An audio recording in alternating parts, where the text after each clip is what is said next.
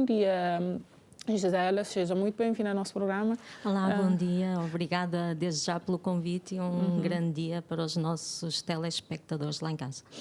Gisela, então começava a pergunta logo, qual que é o lema paisano, principalmente nessa data, nessa celebração que nós estamos? Este ano as Nações Unidas colocou o foco na questão dos jornalistas que sofrem algum tipo de pressão ou violência ou até a morte em contexto de cobertura de eleições e protestos nas ruas, não é? Manifestações, diferentes tipos de protestos que acontecem a nível mundial. Inclusive o relatório acabou de sair há poucas horas, eu tive acesso ao relatório pouco antes de vir para cá para a entrevista, até que trouxe uma cábula, porque traz dados realmente que são muito pertinentes. Por exemplo, entre janeiro de 2019 e junho de 2022, 759 jornalistas sofreram ataques em contexto de cobertura de eleições ou protestos.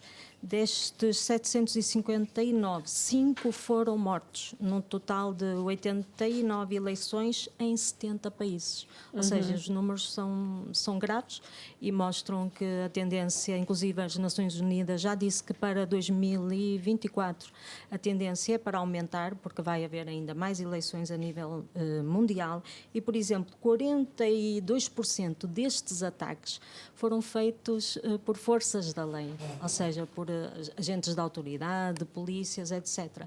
Tanto é que este ano as Nações Unidas coloca também o foco na questão de ser um dever, digamos assim, da polícia, não é? Das forças da autoridade, proteger os jornalistas no exercício das suas funções. E isso é muito importante porque nós cá em Cabo Verde também temos esse desafio, que é a questão de excesso de autoridade ou da força policial em relação a jornalistas. Por exemplo, numa manifestação o ano passado, ou há 2 anos, salvo erro, eu e um colega da Lusa sofremos isso na pele. Digamos, sentimos a imposição do excesso de autoridade. Não fisicamente, mas verbalmente, com o exaltar dos ânimos, digamos assim, e até uma certa discriminação naquela manifestação em relação a outros colegas, por exemplo.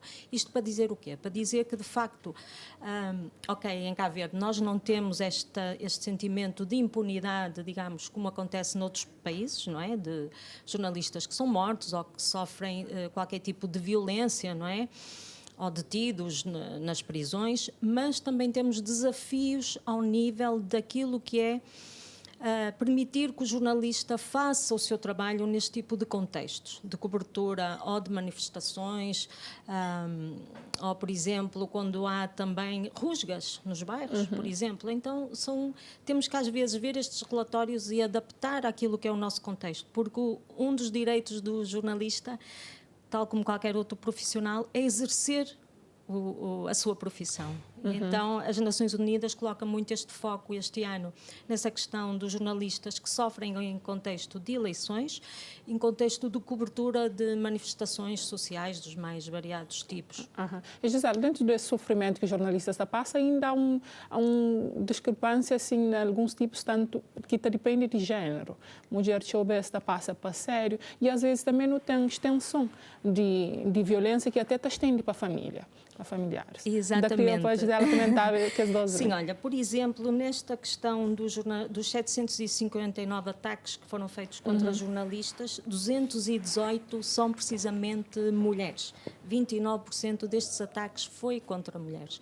E as Nações Unidas, como vimos ali na peça, fala também da questão do aumento da intimidação e do assédio, especialmente moral, né, no exercício da sua profissão, mas não só, nas redes sociais, no contexto do jornalismo digital, não é?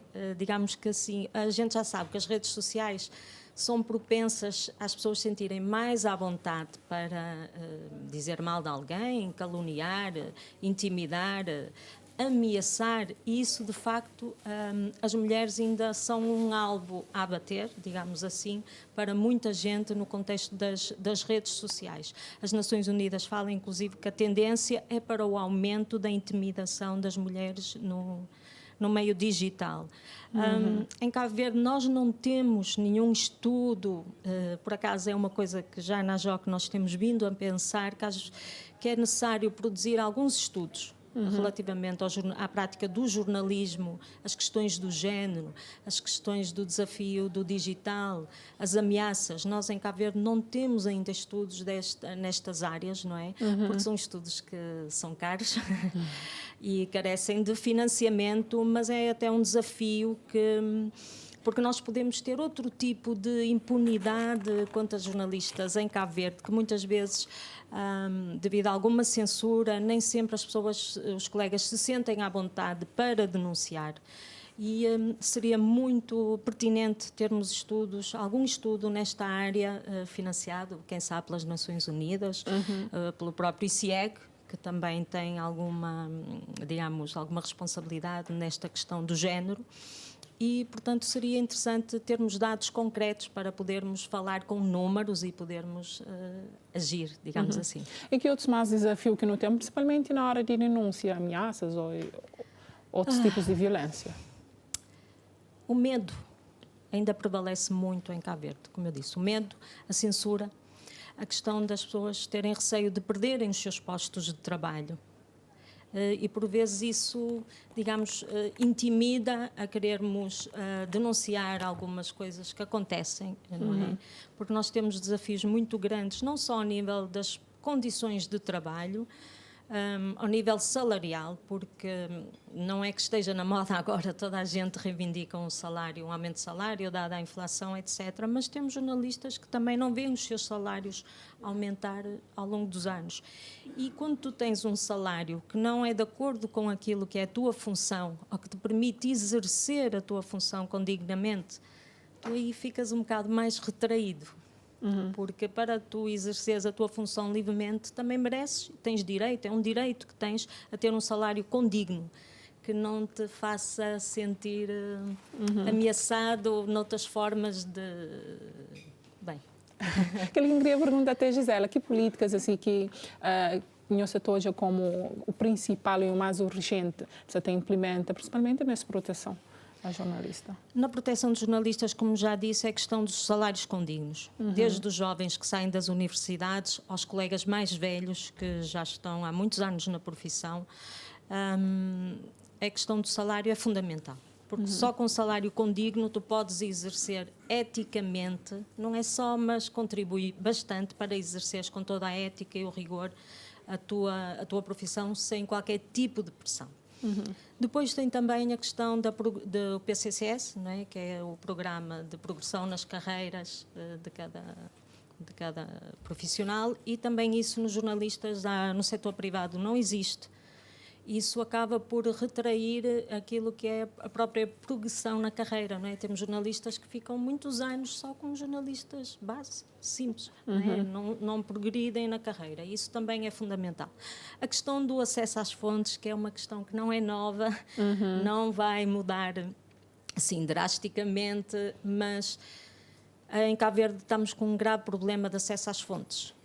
Sem esse acesso às fontes, depois gera-se a especulação. Especulação, depois a culpa é sempre do jornalista que não informou direito ou que interpretou mal. Ou seja, é um apelo que a JOC deixa aqui, eu pessoalmente também deixo aqui esse apelo, que é, por favor, facilitem o trabalho dos jornalistas, porque a informar bem, a comunicar bem, nós vamos ter uma sociedade mais bem informada, com uma literacia ao nível da comunicação melhor, do conhecimento. Então, eu acho que os próprios governos, as instituições, as empresas só têm a ganhar, né? Instituições públicas ou privadas só têm a ganhar se contribuírem também para uma informação mais clara e rigorosa. E muito obrigada, não aproveito, não te agradeço o nosso tempo, Lígesta. Gisela, obrigada por ter aceitado o nosso convite e então gostava, então convidava a Gisela para deixar uma última mensagem. Mais uma vez, muito obrigada. Eu quero mandar a JOC quer mandar uma mensagem para todos os jornalistas cabo-verdianos e todos os jornalistas no mundo, especialmente agora, em que, por exemplo, neste conflito do Hamas, Israel-Palestina, nós temos já mais de 20 e tal jornalistas que morreram. A maioria 23 palestinianos, e isto mostra que, de facto, o jornalista morre no exercício da sua função. E quero dizer que todos tenham coragem para continuar a exercer a profissão e denunciem, não tenham medo, porque só a denunciar e a fazer valer os nossos direitos nós também podemos reivindicar, digamos assim. Obrigada.